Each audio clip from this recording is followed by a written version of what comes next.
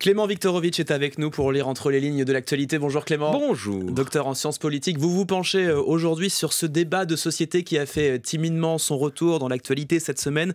Faut-il légaliser le cannabis? Et oui, le revoilà, l'éternel débat sur la légalisation du cannabis. On avait déjà eu un rapport de la Commission nationale consultative des droits de l'homme en 2016 qui recommandait la dépénalisation. On avait eu un rapport de l'Assemblée nationale en 2021 qui défendait la légalisation sous contrôle de l'État. C'est désormais au tour du Conseil économique, social et environnemental de prôner une commercialisation encadrée dans un avis rendu public cette semaine. L'occasion pour nous de revenir sur cette controverse qui refleurit régulièrement, en commençant peut-être par faire le point sur la position officielle du gouvernement. En l'occurrence, elle est avant tout incarnée par Gérald Darmanin, le ministre de l'Intérieur. Écoutons-le en avril 2021 sur LCI. Moi, je voudrais dire à tous les parents qui nous écoutent, à tous les éducateurs, aux médecins aussi, qui essayent de raisonner, les plus jeunes d'entre nous, de ne pas tomber dans cette merde, qu'effectivement, la drogue, ça vous pourrit la vie et ça sème la mort. Et je pense que profondément, c'est ce que c'est. Pas plus autre chose que de la merde.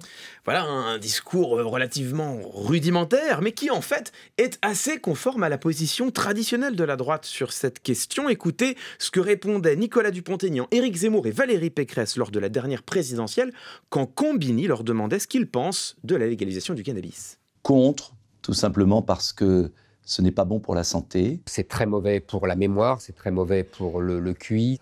Ça crée parfois des états dépressifs. Donc vraiment, je pense que c'est très néfaste. Je suis contre la légalisation du cannabis parce que le cannabis est toxique pour la santé. Voilà leur position, donc la drogue c'est mal. Alors ce qui est intéressant, c'est qu'aujourd'hui, plus personne n'en disconvient. Les risques du cannabis sont parfaitement connus, notamment pour les jeunes, sauf que ça n'a pas toujours été le cas. Écoutez par exemple ce que disait le candidat écologiste à la présidentielle de 2002, Noël Mamère. C'était sur France 3. Le cannabis, c'est beaucoup moins dangereux que l'alcool et que le tabac. Je ne vois pas pourquoi on laisse le cannabis encore enfermé dans le territoire des tabous. Alors, on vous a... Et je le dis alors que je n'ai jamais fumé un pétard. Mais c'est pas parce qu'on n'a jamais fumé un pétard qu'on ne peut pas reconnaître l'existence d'un phénomène qui, de toute façon, n'est pas dangereux pour la jeunesse. Voilà, le cannabis qui ne serait pas dangereux. Aujourd'hui, plus personne ne dirait ça, en tout cas, pas publiquement. Et alors, si plus personne ne défend le cannabis, pourquoi vouloir le légaliser? Eh bien, pour une première raison, qui est une raison pratique, on ne parvient pas à l'interdire. La France est le pays d'Europe qui compte, et de très loin, le plus grand nombre de consommateurs de cannabis. Un phénomène en constante augmentation, si on accepte une toute petite inflexion en 2021, et ce, en dépit d'une politique toujours plus sévère, toujours plus répressive. Le nombre d'infractions constatées a été multiplié par 3 en l'espace de 20 ans. Comme on n'arrive pas à l'interdire, autant le légaliser. Est-ce que ça suffit comme argument?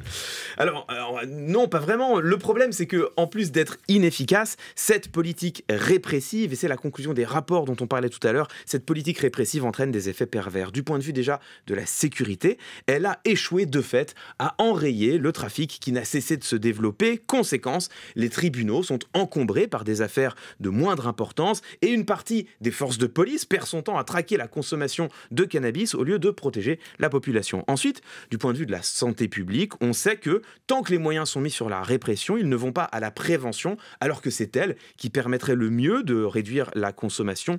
Et enfin, tout de même, du point de vue de la justice sociale, ce sont les habitants des quartiers populaires qui subissent de plein fouet une double peine puisqu'ils sont à la fois les premières cibles des contrôles de police et les premières victimes du trafic de drogue. Mais est-ce que ce n'est pas une description un peu caricaturale de la situation, Clément? Eh bien, écoutez, en tout cas, c'est le bilan de la répression tel qu'il a été dressé à la fois par la Commission de l'Assemblée nationale et le Conseil économique, social et environnemental. Leurs deux rapports, c'est tout de même intéressant, on arrive à la même conclusion.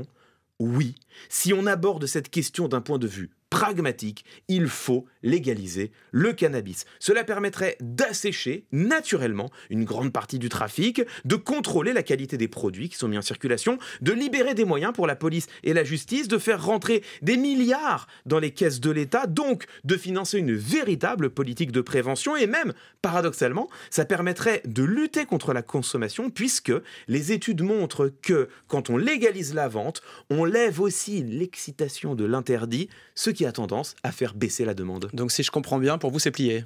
Eh bien non, en tout cas pas forcément, parce que au fond, rien ne nous oblige à adopter un point de vue pragmatique. La question des interdits, de ce que la société considère comme autorisée ou comme illicite, elle est profondément politique. Et tout de même, en ce moment, depuis 10-20 ans, on encadre toujours plus étroitement la vente et la consommation d'alcool et de tabac. Et donc on peut légitimement, je pense, se demander s'il est opportun d'autoriser la commercialisation d'un nouveau produit stupéfiant.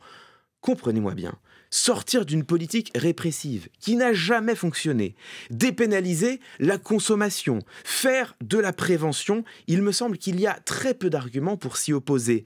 Mais légaliser la vente de cannabis, c'est une question sur laquelle il nous appartient, à toutes et à tous, de nous forger notre propre opinion. Eh bien, prenons quelques minutes pour réfléchir, méditer sur ce que vous venez de nous dire, Clément Viktorovitch, tous les dimanches sur France Info et franceinfo.fr pour lire entre les lignes.